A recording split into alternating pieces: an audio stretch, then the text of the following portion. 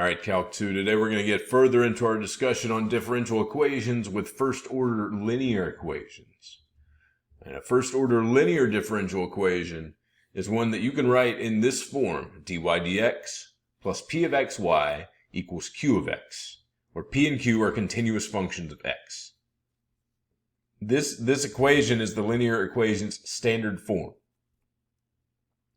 Now, since the exponential growth and decay equation dy dx equals ky can be put in the standard form dy dx minus ky equals 0, we see that as a linear equation with p of x equals negative k and q of x equals 0. Right, equation 1 is linear in y because y and its derivative dy dx only show up to the first power.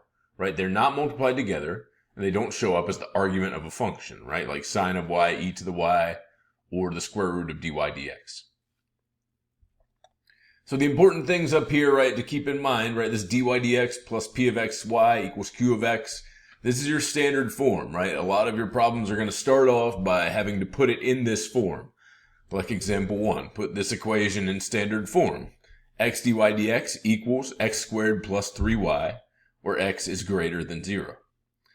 Right, the function, the q of x on the right side of the equal sign, that's just a function of x, whereas p of x times y, right, is a function of x multiplied by y. Right, so what this means basically is, first off, I need to get this 3y term here and move it to the other side, subtract it from both sides. And after I do that, I'm going to divide the whole thing by this x term here. Right, when I do that, I get, right, they divided first, right, dy dx equals x plus 3 over xy, right, and then you subtract 3 over xy from both sides, and we have standard form. Dy dx minus 3 over xy equals x. This is standard form, where p of x is negative 3 over x, and q of x equals x. And note that, right, p of x here is negative 3 over x, it's not positive, right, the standard form is y prime plus p of xy. So the minus sign is part of the formula for p of x. So when we solve these equations, right, the way we solve these linear equations once we've got them in standard form is we want to multiply both sides by a positive function v of x that transforms the left-hand side into the derivative of the product v of x times y. We're going to show how we find this in a second, but first we want to show how, once we find this, it provides the solution that we see. Right? Here's why multiplying by that v of x works, right? We choose it to make it work out such that when you multiply v of x by everything in the equation, right, on the left side what I have is a product rule derivative, v of x dy dx plus p of x v of xy. Right? This product rule will break down into d dx, right, v of x times y, and on the right side I just have v of x q of x. And then of course we integrate with respect to x. On the left side the d dx just falls off, and on the right side I've got the integral of v of x q of x dx. And then to solve for y we divide by v of x on both sides, so I have y equals 1 over v of x times the integral of v of x q of x dx. Right, this expresses the solution of equation 1 in terms of the functions v of x and q of x. And we call v of x an integrating factor for equation 1 because its presence makes the equation integrable. Now, why doesn't p of x show up in the solution? Well, it does, but indirectly. We use it to construct our v of x. Right, we have d dx of vy equals v dy dx plus pvy, right? That's our condition imposed on v there. Right, we have our derivative product rule, right, on both sides. And we take our derivatives, we end up here. Right, v dy dx plus y dv dx equals v dy dx plus pvy. And then underneath, right, y dv dx, right, equals pvy because these things cancel, right? I have v dy dx on both sides. This last equation holds if dv dx equals pv, which means, right, dv over v equals p dx. So the integral of dv over v equals the integral of p dx. Now if I take the natural log of both sides, that deals with the e on the left side, so I have the natural log of v equals the integral of p dx. And then when I exponentiate, I have e to the natural log of v power, which just becomes v on the left side. And on the right side, I have e raised to the integral of p dx. So this is how we find our v of x, right? We need our p of x, right? And the reason we need that is to construct this, right? E raised to the power of the integral of p dx, right? So a formula for the general solution to equation 1 is given by equation 2, where v of x is given by this previous equation 3 here. Rather than memorizing the formula, just remember how to find the integrating factor once you have the standard form, so p of x is correctly identified, right? Any antiderivative of p works here. So to solve the linear equation, y prime plus p of xy equals q of x, multiply both sides by the integrating factor v of x equals e to the integral of p of x dx power, and integrate both sides. When you integrate the product on the left-hand side in this procedure, you always obtain the product v of xy of the integrating factor and solution function y because of the way v is defined. So for example 2, I want to solve the equation x dy dx equals x squared plus 3y. This is the equation we already put in standard form before, so we already have that step right here, and we already know that p of x equals negative 3 over x. And then when you find your integrating factor, right, that's e to the integral of p of x dx power, so e to the integral of negative 3 over x dx power, right? That's e to the negative 3 natural log of the absolute value of x power, right? And because x is positive, we can remove our absolute value sign, so I have negative 3 natural log of x is my exponent, right? And of course that becomes, right, 1 over x cubed, right? The e, the natural log of x, cancels to x, and then negative 3 ends up in my exponent. So x to the negative 3, or 1 over x cubed, works out here. Now we multiply both sides of the standard form by v of x, and we integrate. Right, when I multiply 1 over x cubed by the left side, what I get is 1 over x cubed dy dx minus 3 over x to the 4th y. And on the right side, I just have 1 over x squared. Now on the left side, I've got a product rule derivative. That equals d dx of v times y. So d dx of 1 over x cubed y. If you want to check that, take the derivative of 1 over x cubed y. You'll get that statement up above. 1 over x cubed dy dx minus 3 over x to the 4th y. And here, once you're at this statement, right, you just integrate both sides.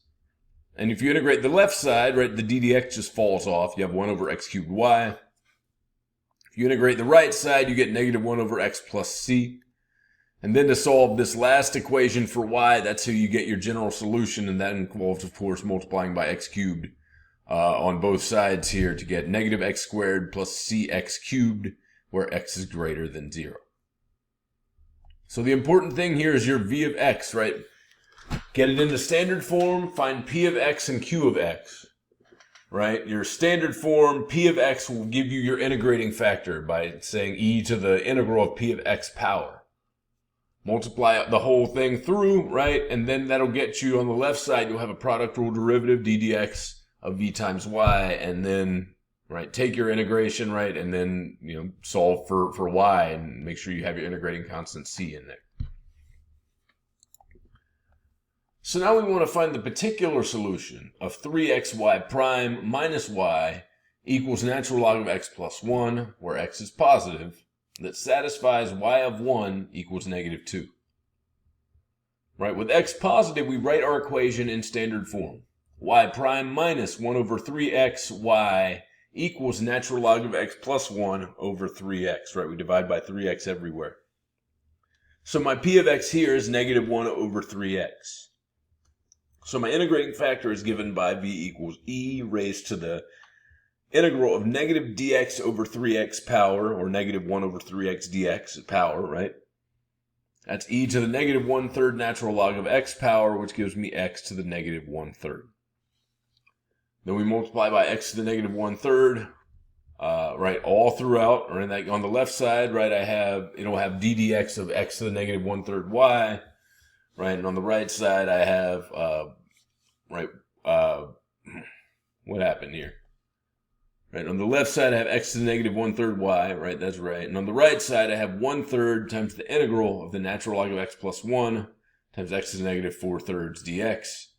Right? When I integration by parts on the right side, I do have to do that. That gives me negative x to the negative 1/3 power times the natural log of x plus 1 plus the integral of x to the negative 4/3 dx plus c. When we clean this up, right, that gives me negative x to the 1/3 times the natural log of x plus 1 minus 3x to the negative 1/3 plus c. If we solve this thing for y, we end up with y equals negative, and then the natural log of x plus 4 in parentheses. Why they did that way, I'm not entirely sure. It could just be negative natural log of x minus 4, and then plus cx to the 1/3. That's your general solution. Your particular solution is when x equals 1 and y equals negative 2. That gives me negative 2 equals negative 0 plus 4 plus c, which gives me c equals 2. We substitute that into the equation for y. I get y equals 2x to the 1/3 minus natural log of x minus 4. Now when we solved this in example 2, we integrated both sides of the equation after multiplying each side by the integrating factor. But we can shorten the amount of work, as we did in example 3, by remembering that the left-hand side always integrates into the product v of x times y of the integrating factor times the solution function. So v of xy equals the integral of v of x q of x dx. Right? You just have to integrate what's on the right side, right, and then equate that with v of xy to get the general solution. But we show the whole process as we did before. Now observe that if the function q of x is identically 0 in the standard form given by equation 1, the linear equation is separable and can be solved by the method of section 7.2. Right, dy dx plus p of xy equals q of x. So dy dx plus p of xy equals 0. Right, dy over y equals negative p of x dx when we separate the variables. So here's an application case, right? RL circuits. The diagram over on the left in 16.9 represents an electrical current whose total resistance is a constant R ohms and whose self-inductance, shown as a coil, is L Henries, which is also a constant. There's a switch whose terminals at A and B can be closed to connect a constant electrical source of V volts. Ohm's law, V equals Ri, has to be augmented for a circuit like this. Right, the right equation is, accounting for both resistance and inductance, is L times di dt plus Ri equals V, where I is the current in amperes and T is the time in seconds. Right, if we solve this equation, we can predict how the current will flow after the switch is closed. So example 4 says, the switch in the RL circuit in figure 16.9 is closed at time t equals 0. How will the current flow as a function of time? So equation 5 up above, right? That is a first order linear differential equation for I as a function of t. For standard form, you get di dt plus R over Li equals V over L.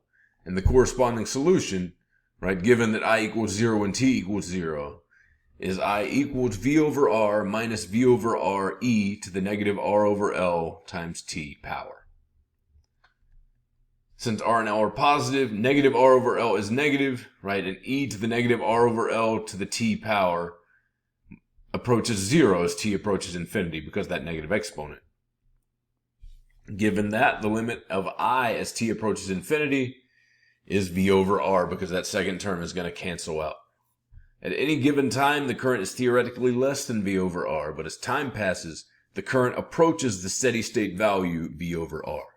So according to the equation L di dt plus Ri equals V, I equals V over R is the current that will flow in the circuit if either L equals 0, which means no inductance, or di dt equals 0, so the steady current, right? I is a constant.